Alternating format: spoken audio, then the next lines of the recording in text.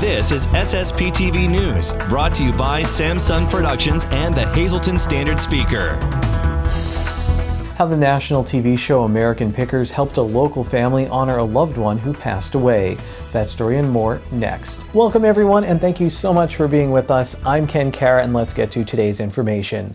With COVID-19 cases on the decline and vaccination rates going up, Governor Tom Wolf announced some changes to restrictions in the state. Starting April 4th, restaurants can resume bar service. They can also sell alcohol without the purchase of food, and the curfew for alcoholic drinks at tables is lifted. Indoor dining capacity will be raised to 75% for restaurants that are self-certified for public health and safety guidelines. Those restaurants that are not self-certified can increase to 50% of capacity. For other businesses like gyms and entertainment facilities, capacity will go up to 75%. Limits for indoor events will go up to 25% of occupancy and 50% for outdoor events. Masks and social distancing are still required. Two local wrestlers finished their seasons with state medals. Here's the SSPTV Standard Speaker scoreboard. Tamaqua area's Nate Wickersham finished third at the AA level at 215 pounds at the PIAA State Championships. At the AAA level, Hazleton area's Bryce Molinaro placed sixth in the state. The Monoy area girls basketball team won their fourth straight District 11 championship. They won at the AA level against Minersville over the weekend. Claudia Clark led the Lady Bears with 19 points. The Hazleton area girls lost in the District's 2-4-6A sub-regional championship to Wilkes-Barre area. More on that game later in sports. The Shenandoah Valley boys lost in the District 11 AA championship game to Williams Valley. I had the pleasure of working with Rich Solo during my broadcast career here in the Hazleton area, and every morning at work I knew he would have a great story to share. I did not know he had a really cool collection containing a bunch of local historical items. Lisa Sugart has more on the late Rich Solo and how his legacy is living on.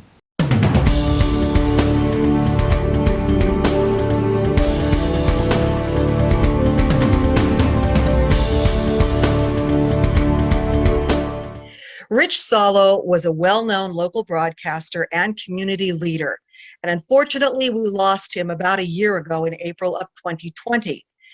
He was known for his collecting, and I must say I worked with him at WAZL years ago, and he told me about the things he used to collect. And I said, your house must have been like a museum. Well, now we see that it actually was like a museum, or is like a museum.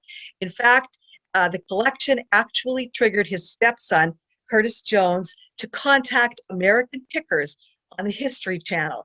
And guess what? Rich's collection was featured on that show on Monday, March 8th. I'm pleased to be joined by Curtis right now. Curtis, tell us about Rich's collection, because it seems like it must have been amazing, or is amazing. He was secretive with his collection, but at the same time he liked sharing the stories. So we heard random stories about what he might have. And obviously we lived with him, so we walked through, we knew some of the information and some of what he had. When he passed, we had to kind of catalog some of it. And as I went through, he had, as you saw on the show from the other week, that he had a whole room set up with an old recording studio. He had a music room set up with old guitars signed by the traveling Bulberries, and a lot of other amazing memorabilia, a lot of antiquity items. He just had an eye for that stuff. What you didn't see on the episode was he had an attic full of this stuff. He had a war room. He had what was called a blue room with a different theme. There was a lot that was not included in the story. It was just a tremendous amount of stuff that he had. When you decided to do this, did you think, they're probably not going to respond? So I went in thinking, I'm going to take a shot here. I knew that we're in the middle of COVID. I didn't even know if they were shooting. I didn't know if they were having a new season or anything due to this pandemic. So when I called, I knew we had something unique. And I knew we had a great story to tell with it too. Richie's life and his involvement with the community and, everything and all the people he's touched. I knew that there was a great story behind it. So I knew there was a good chance if they were coming to the area that I think he would be a part of it. They respond, they say they're coming. You must have been elated. What was it like when they actually got there? And tell us how it went. When I spoke to them briefly before they arrived, but everything you see on on the show, none of it was scripted. They went through and said, all right, where do you want to start? And, I met them. I suggested the garage, for example. And the first time we entered the garage together was the first time you see us on TV. The first time we walked into the recording booth was the first time you see us walk in together on TV. There's a lot of people who are jaded, think that Hollywood is all fake and editing, but all of that was true. It was one day of shooting. It was all just off the cuff and organic. I loved it. I watched the show, and I'm sure many people did. I'm sure you watched the show. So were you impressed with what you saw? Did you like what you saw? I was extremely happy. The way they portrayed Rich and everything, he lived for, and all the beautiful pictures they had, and the way they designed it, and the flow of it, all the editing. It was an amazing job. I think they did right by him. It was a great farewell. We weren't able to have any true services for him after he passed. So this felt like saying goodbye, which was amazing to have. I think it was what Rich deserved. I don't know if it's what he would have wanted, but it's definitely what he deserved. And I think they really respected everything we put into it. He loved his community, obviously, because he collected so much of it. So this, like you said, great tribute to him. He must have been smiling down. They put offers out on some things that we said no to that didn't make the show.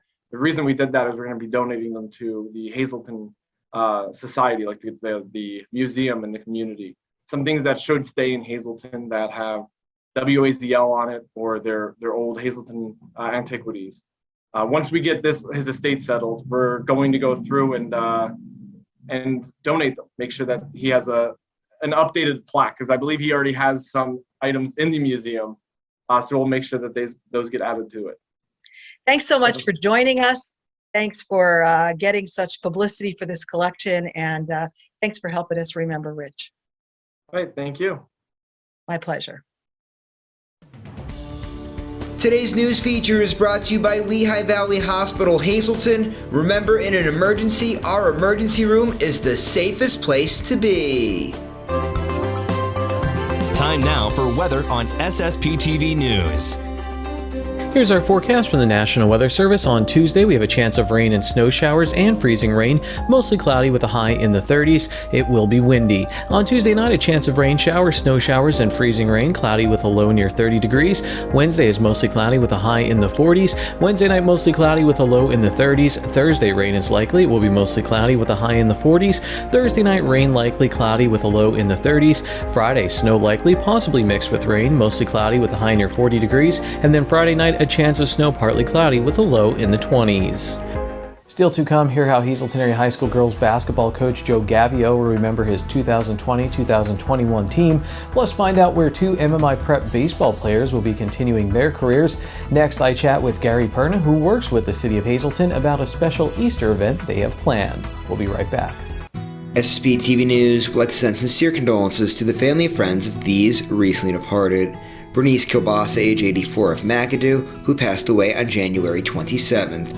Services will be private. And Ann Colleen Richards, age 55, of Drums, the Harmon Funeral Home, will announce their arrangements. Today's social and obituary report is brought to you by Harmon Funeral Homes and Crematory. Call 570-788-0977 or go to harmonfuneral.com.